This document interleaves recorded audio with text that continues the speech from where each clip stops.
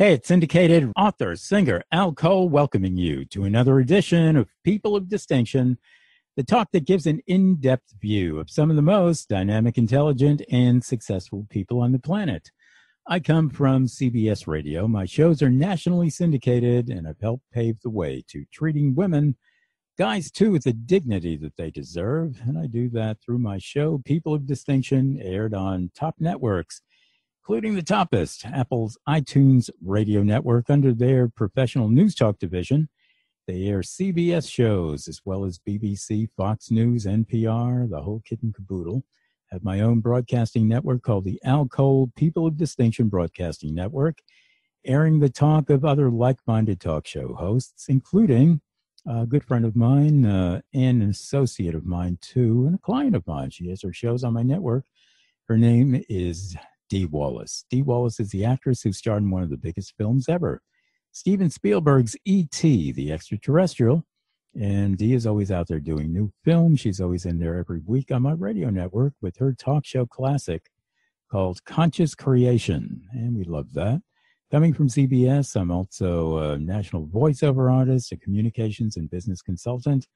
I help people to framework their messages in just the right way, and I help them to know how to talk on a talk show.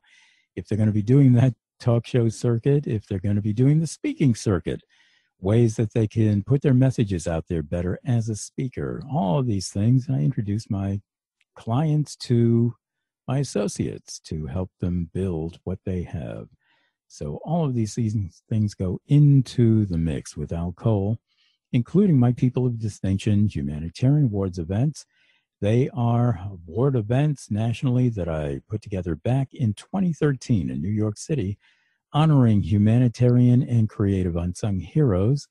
And to date, I've honored over 100 national and international unsung heroes in New York, Capitol Hill with members of the U.S. Congress, and Florida, wonderful event in St. Petersburg, Florida in 2018. And also great events in Atlanta as well. So, yeah, we put it all together in different parts of the country. And if you want to go to my website, check it all out. Go to peopleofdistinction.org. You can see all of my unsung heroes. And also, check out a lot of my videos and other things that I'm doing. If you want to get in touch, if I can help you to maybe framework your messages better for talk shows that you're going to be on, if you want to have your own nationally syndicated talk show, if you're going to be doing the speaking circuit, well, maybe I can help you out with really toning up your messages in wonderful ways and making a profit that way instead of just wasting it with this talk show, that talk show, and not exactly knowing what you're doing on a talk show. If you need any help that way, email me, alcoholic@gmail.com. You heard me right. That's ALCOLEHOLIC@gmail.com. And I really want to thank my CBS radio listeners for coming up with that handle, Alcoholic. Hey, seemed like from day one, my listeners have been saying, Al, we love what you're doing there, brother. In fact, we're hooked on it. We're alcoholics.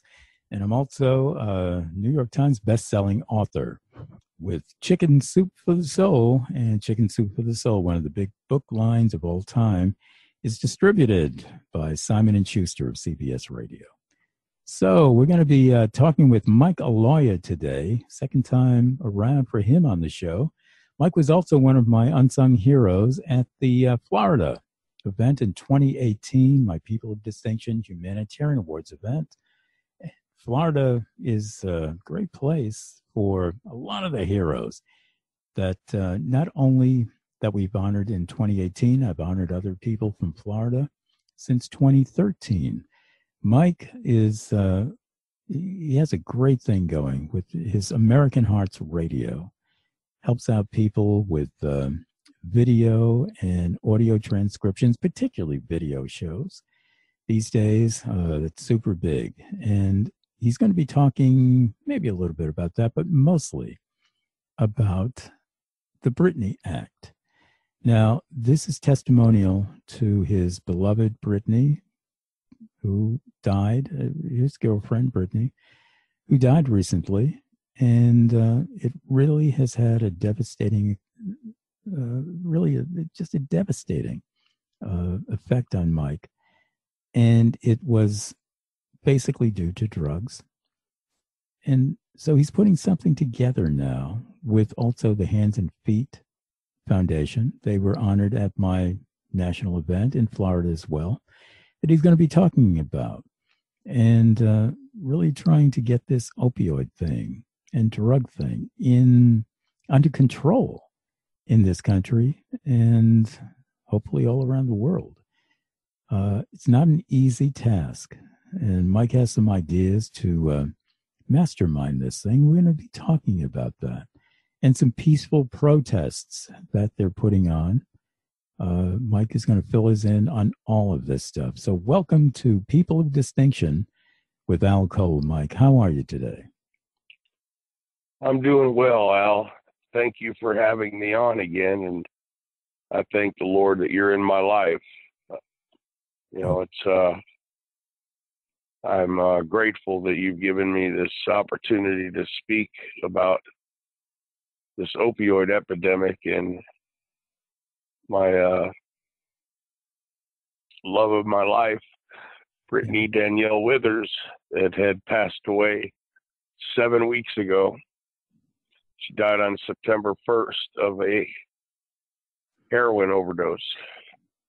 Now, her story, she's 32 years old. She's got two wonderful children, Haley and Hayden. Hayden's 10, Haley's 12. And, Al, I was doing a lot of work. I had just got back from Chicago. I've been dealing with Brittany for almost 3 years. She was most wonderful, kindest, caring, beautiful, wonderful soul. She brought out the best in me and made me a better man. And it's been a struggle the past few years with her addiction. And when I fell in love with her several years ago, I didn't fall in love with a drug addict. I fell in love with somebody that was pure of heart and gave me the unconditional love that I searched for most of my life. And I brought her towards Christ through the Hands and Feet Foundation. And she had her battles with drugs and was on the street and doing a lot of bad things. And she would leave home and be gone, and somebody would call me, and I would always go get her, go find her. God would lead me to her. We had a very deep connection, and I was her only lifeline to her family. In fact, I was reuniting her with her family, holidays and Christmas and the kids' birthdays, and she finally, when I was in Atlanta, she was with her mom. I had told her to go to her mother's while I was gone, and she did. And James from Hands and Feet Foundation, Brittany said, I want to go and get clean and get right and go to Gateway Rehabilitation. That's the hardest thing for a drug addict to do, is to surrender. So James went with her mother while I was in Atlanta and brought her to Gateway. And she was in there filling out the paperwork, and I was so happy. The next thing I know, right then they told her they can't accept her because she had facial wounds. And you get that as an addict, they pick at themselves and they've got wounds. Some people have sores all over them from the dope, and it devastated her. Can you explain, Mike, for our listeners who wouldn't understand the import of that, can you explain why facial wounds, if they're gotten by way of drug abuse, why that would disqualify somebody from helping out in any other? Well, that's one of the questions that I want to go down to Gateway and ask, and I want to see their policy showing that. And I would love for them to explain that to her children and her family. You know, there's no reason whatsoever anybody should ever be turned away for facial wounds or any other reason. There's medical facilities, there's hospitals, there's places they could have placed her until they put her into detox or had a doctor come see her or put her in an isolation room or something. They threw her back to the wolves. And she went deeper in her addiction, and it was such a struggle. She overdosed several times, once in my arms. They use a 911 call here on local Channel 4. I've did stories and news stories about that with my network, with trying to build the AHR Sanctuary Project, looking for more rehabilitation centers. Now they've got the rehabilitation over at Gateway full of people, and they've got them on other drugs, such as Suboxone, Subutex, all these other different kinds of drugs. So, and now when they get out, then they're jonesing to have the other drugs. There's the dope dealers are selling that drug that they need when they get out of the rehabilitation. So it's a crazy, vicious circle. But back to Brittany, she ended up going deeper into her addiction and ended up going to jail. And for almost 2.5 months, I came every week, seeing her wounds heal, seeing her come back. She was beautiful. Everything was great. And then the judge and the state attorney were having a problem because the state attorney wasn't doing his job to get her out of jail and into a rehabilitation center or into a facility, because she was in there on drug charges again. Can I ask again? Because my listeners wouldn't obviously know Brittany; they don't know the history here. So, just to qualify, as you're going through this, you said that Brittany went to jail for drug charges. Was that paraphernalia and drug, and she had prior charges? Just using drugs herself. Is that basically it? Yes. So it would come under what we would consider to be, even though it's not a crime, it should not. I don't believe it should be a crime, but crimes against herself. It's not like she hurt anybody else. She was on violation of probation too, right, from prior drug charges. Exactly, and so continue on. I just wanted to clarify that. Well, what happened was the judge had ordered the public defender to. The girl's been in here 2.5 months. Put her somewhere and get her somewhere. He got 3 days. So I got with James and Amy. We found a rehabilitation center that would take her as drug ordered, because the judge ended up ordering her to 9 months to drug rehabilitation in-house. Now, they didn't have nowhere to place her, and they were going to throw her back in jail. We got with the judge and the secretary and with the public defender and showed them this place that would take her. Now, the place was supposed to have a room ready for her. Okay. Now, she was told she's going to go there and do her thing and get rehabilitation. She was excited, but they asked her mother and father to come pick her up and take her there. She wasn't brought there by the city, and she had no supervision, and they did not have a room ready for her when she got there.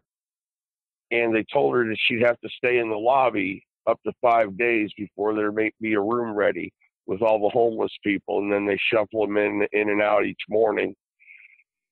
As a drug addict fresh out of jail with nowhere to go and unsupervised, she left, and she came back home.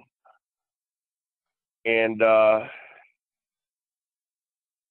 she was drinking, trying to stay away from the drugs, trying to stay away from that whole life again. She was going to try to do it by herself. And then she ended up leading into temptation. But she told me she was ready to turn herself into a rehab center, and I would help get the legalities straightened out and get a lawyer to where she wouldn't have to go back to jail as long as she turned herself in. She was ready to do it again. She was down the street. It's people's house that they like to party down there, having a few drinks, whatever. I just got back from Chicago 2 days prior. We had a wonderful night, a couple great days together. I was sitting there at home working,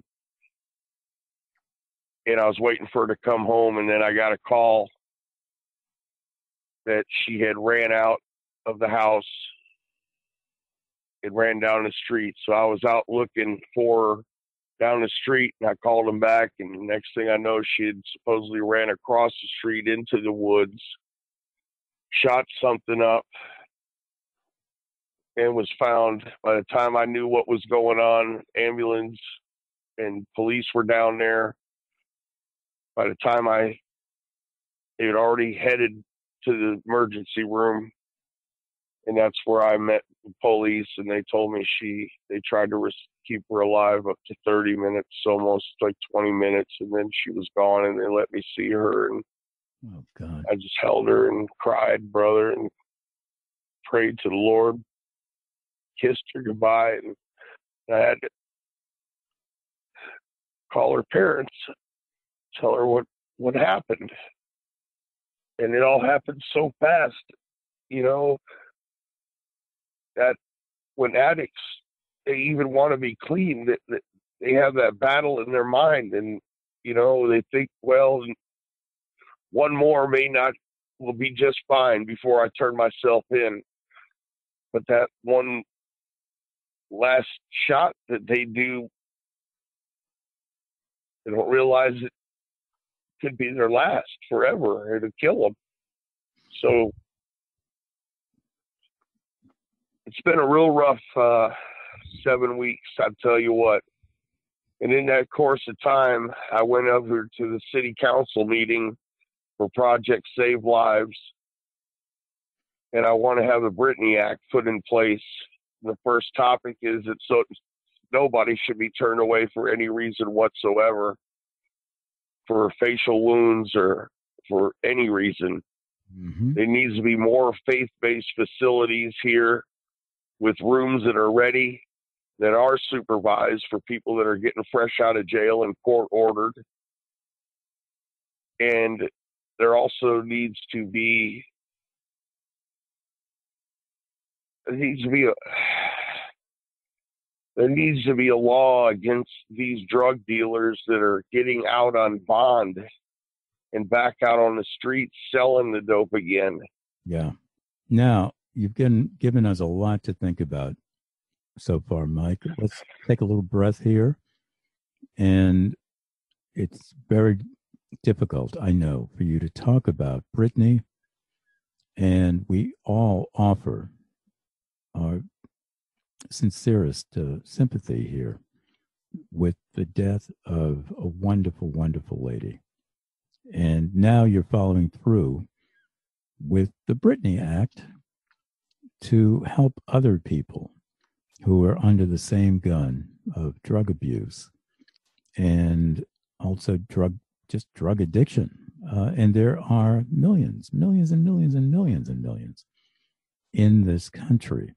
Now, my understanding is you're with an alliance right now with the Hands and Feet Foundation. And one of the ways that you're getting this visible, or will get it visible, is through a peaceful protest. Is that correct? Yes. We want to go up against City Council and City Hall and Gateway and ask questions and have signs showing our messages, policies and laws that we feel need to be changed. There needs to be stiffer penalties, stiffer laws on drug dealers that are dealing heroin, dealing cocaine, knowingly doing it for the almighty dollar, and knowing they can get a bond and get right back out. It's ridiculous. They're killing the cops. Cops try to do their job, and they're having to do it 10 times more because the judicial system is not working for them. They're working against them. Now, when you talk about City Hall, again, you have to specify this is a national show, and people wouldn't know exactly what you're talking about. Are you talking about Jacksonville, Florida? Yes, sir. It's Jacksonville, Florida. We went down to City Hall at the City Council meeting where they have this big project, Save Lives, where they have it was a Councilman Gullerford was there. He leads the council and leads Project Save Lives. And I went there and recorded it.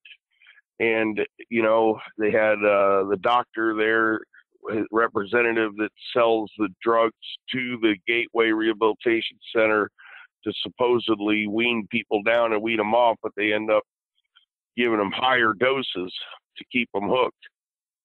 So that's a real problem. And I have it on tape with this guy Gullerford that's leading Project Save Lives say that he really doesn't understand the whole drug thing. He's had nobody affected by it. He don't get it.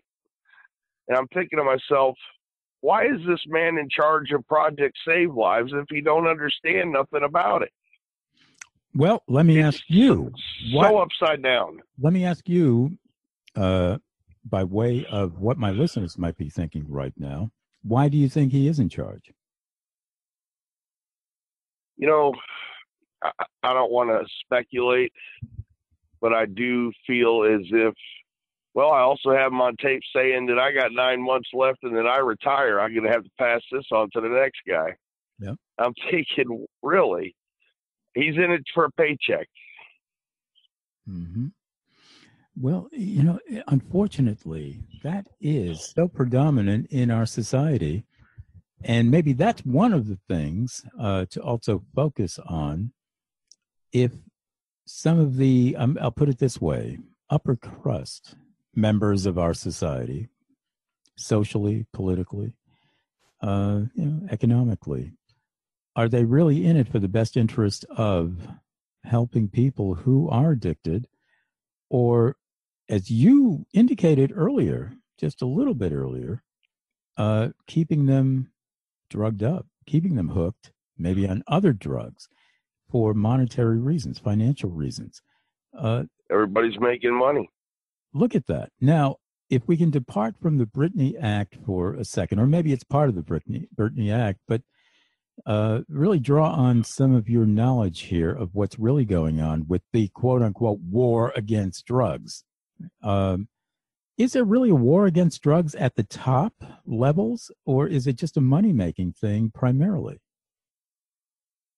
Personally, I feel the war on drugs was created by not just parts of our government, but through the big pharma and doctors. And that's the God's honest truth. And they knew that it was going to kill people.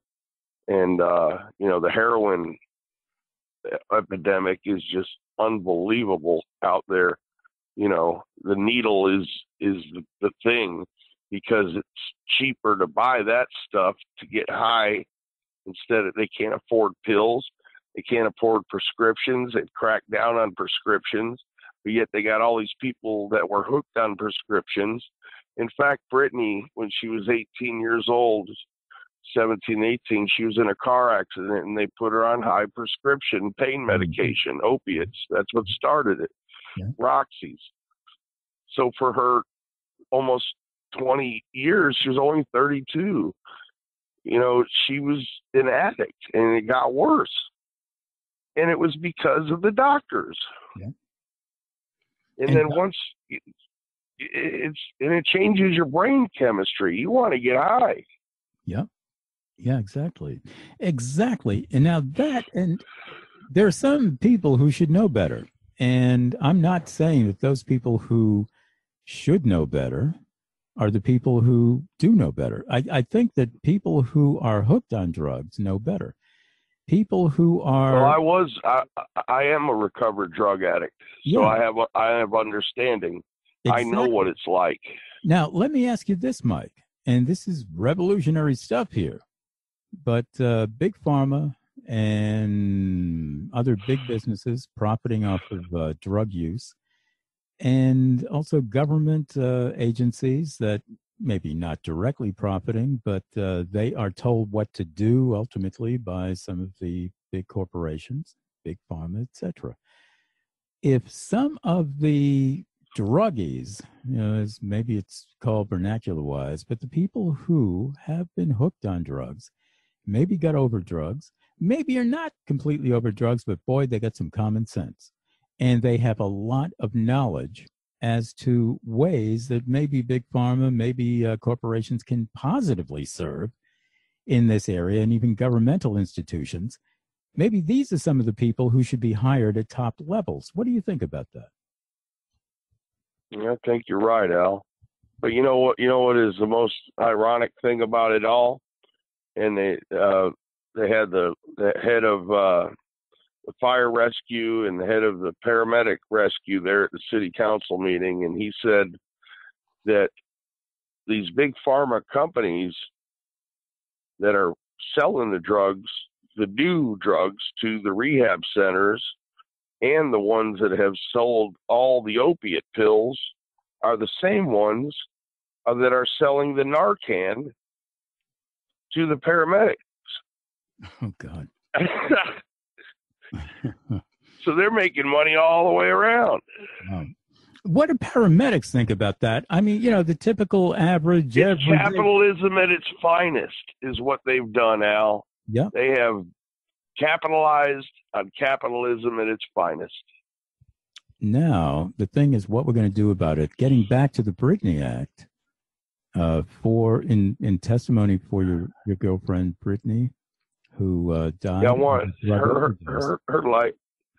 her life is going to stand for something. There needs to be a voice out there, and I want to shake things up. And then that's, as long as I'm walking here on the earth and I can speak, I'm getting out there with a whole network of people, and we're looking for supporters, and we're looking for people that have lost their loved ones, that want to speak up and need to speak up and not need to be ashamed or hold guilt, but to honor those people. And we also want to have the Brittany Wall created, the Brittany Withers Wall, built in the name of love, with people's faces and images and memories etched in this wall that'll be created and brought around worldwide to show that these people do not need to be forgotten. They were caught in the middle of an epidemic created by society. Mm-hmm. And created by corruption, and they died way too young. There's a lot of our veterans that are dying because they're put on drugs, and they're homeless out there. There's so many people. You only hear about the celebrities dying. We just lost Tom Petty. We lost Prince. We lost many great celebrities to drug overdose. But the ones nobody hears about are the ones where the families are suffering. Yeah. And to spend time with her mom and her children after Brittany's death has been a healing thing for me, because I need to be there for her children now. Yeah. I was the only lifeline to her family. And the ripple effect is just terrible. And a lot of people are ashamed, and a lot of people don't want to talk about it, and they're scared, and they're just in despair. And we got to bring that out to where we can stand for something. We've got to fight back, man. We've got to make this government and these cities change their policies and laws to save lives and save families. Absolutely. And now, if people want to get in touch with you, Mike, to help out in this wonderful direction that you're taking, how can they contact you? Well, you can contact me directly at 904-229-8150. That's my direct line phone number.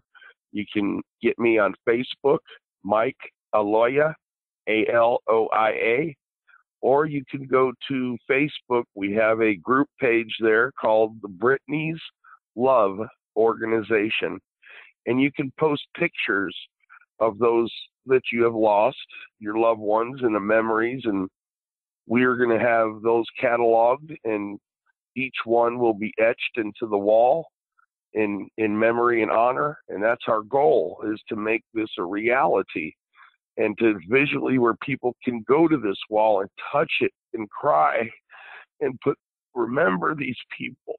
Yeah. Because and you can get with me, AmericanHeartsRadio.com. You can get with the Hands and Feet Foundation.org. We're I also got involved with Honor Veterans Radio Network up in Ohio with Earl Hayes.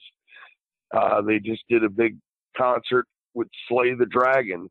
They put it together with two ladies, Jesse Strong and Lee Caldwell, that had two sons die of drug overdose, and they had rock bands coming together to help raise awareness. And there's a movement going on, and we want to lead this movement and get more people involved, because it's going to take an army, man, and we want to take this thing national.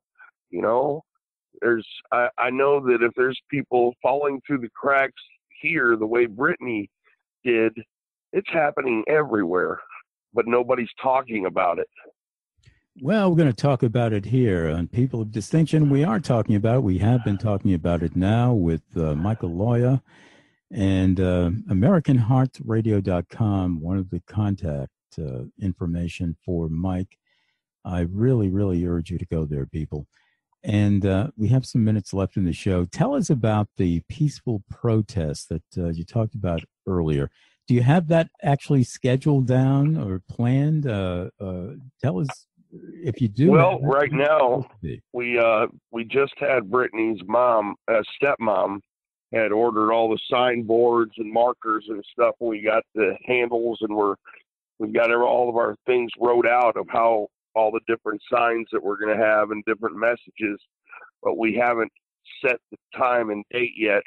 We're actually waiting first, I believe, to find out when they're going to have the next city council meeting for the Save Lives Project. And I think we're going to do it that day in front of City Hall, then go down to the courthouse, and then go down to Gateway. And I'll be having the cameras out there and everything. So I don't know what date that's going to be yet. Hopefully soon. And also, one other thing I wanted to explain, your alliance with Hands and Feet Foundation. This is not just you working on that. It's also in cooperation with the Hands and Feet Foundation. Give us a little info on that collaboration that you have with them. Well, I tell you, Al, it's Hands and Feet Foundation is a ministry, 501c3, that feeds the homeless daily, has fellowship daily. They have many resources to help people get off the streets, veterans into housing, addicts into rehab. They have medical, dental services there.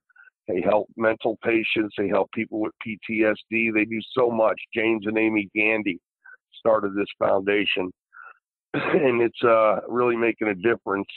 We're making headlines here in Jacksonville. It's a ministry. It's a street ministry. They have homeless people that come in right off the street every day, right on the main drag. We are on the front lines of the opioid epidemic at the 32210 zip code, and we're seeing people's lives change daily. In fact, Brittany is the one that led me to this ministry. And James and Amy was a recovered heroin drug addict. And James went through a lot with her. And when me and Brittany came into the picture, Brittany had called me one morning and said, "Please come get me. I'm over off by Subway."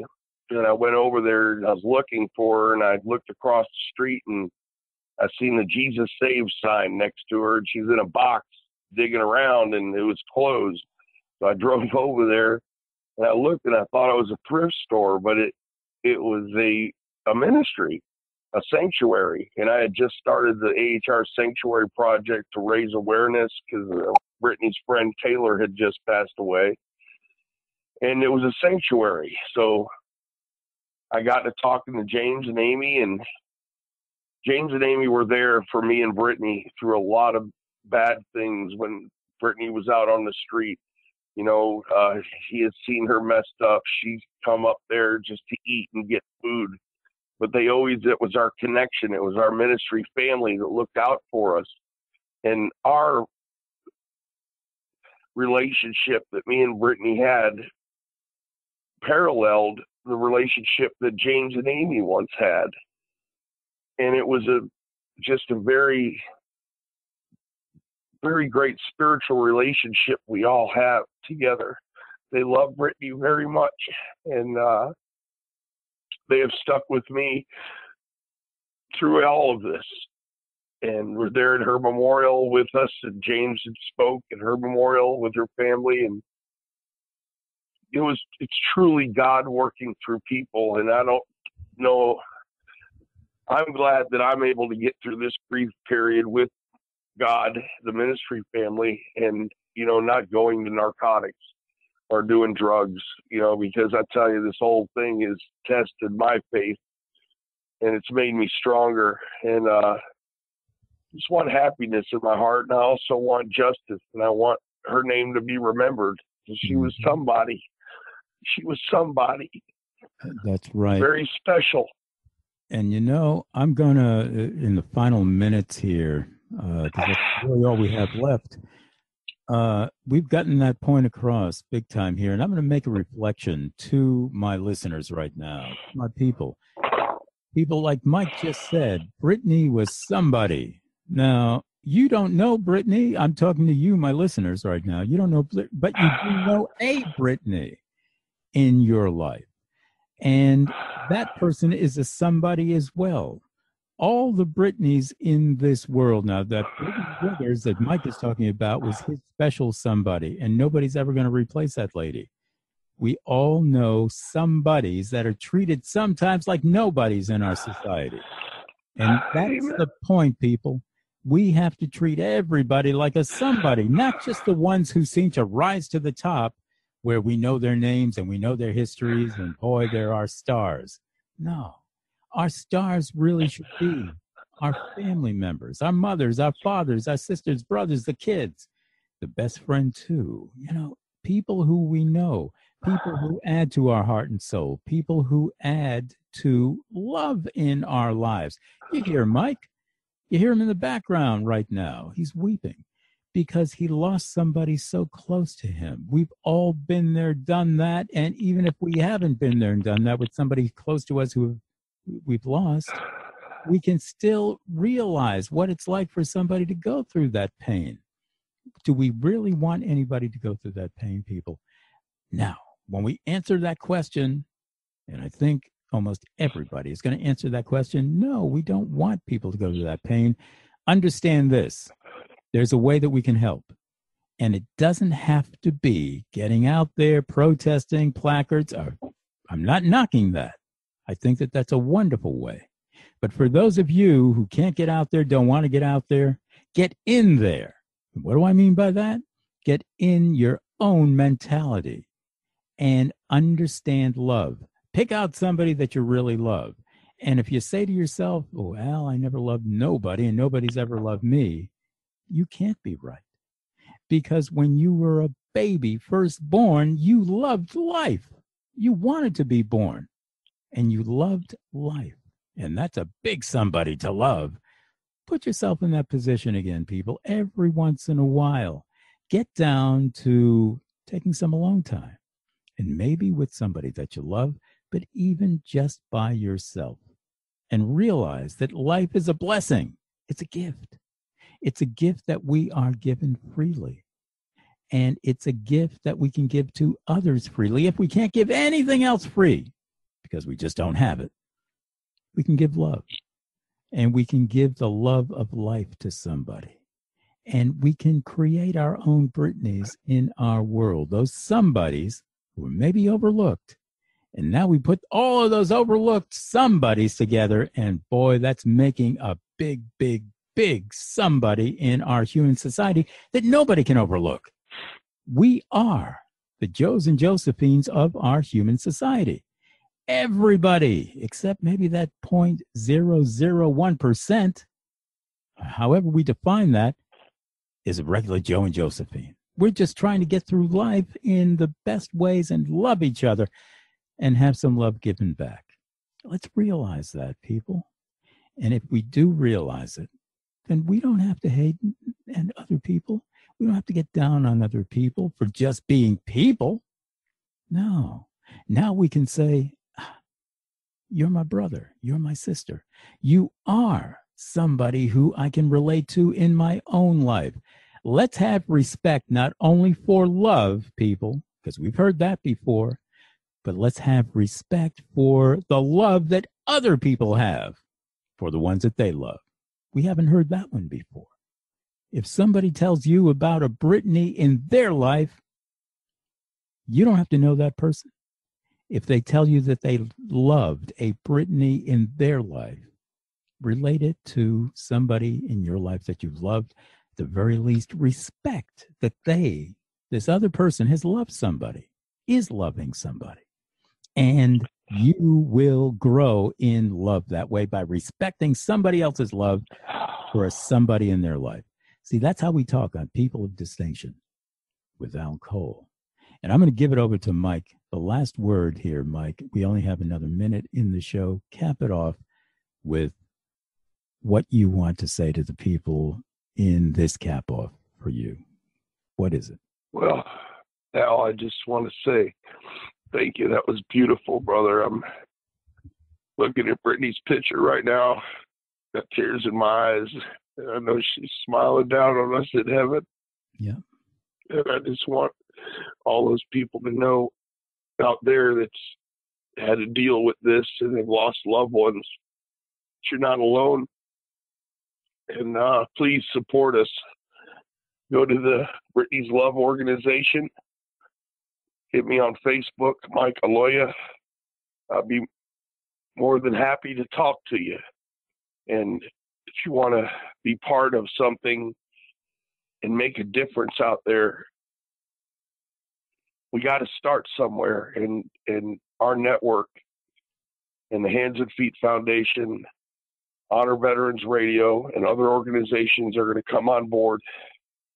I'd love for all of you to be part of it, to make a difference in the name of love and Jesus Christ, because that's what he is. Absolutely. I love you, Al. Thank you. The love goes back, brother. And people, that's why People of Distinction, my show, exists, to help to spread the love, even if it is, what we call sometimes that painful love. Love isn't always just jumping up and down in ecstasy. There's tough love as well. And we share both on People of Distinction with Al Cole. And one more time, I want you to support Michael Aloia. Go to AmericanHeartsRadio.com. Get involved in the Brittany Act, and he'll show you how when you go to his website, AmericanHeartsRadio.com. Thank you so much for being my special guest on People of Distinction again, Mike. It won't be the last time. Thank you so much, Mike. Thank you, Al. God bless you. God bless you too, brother.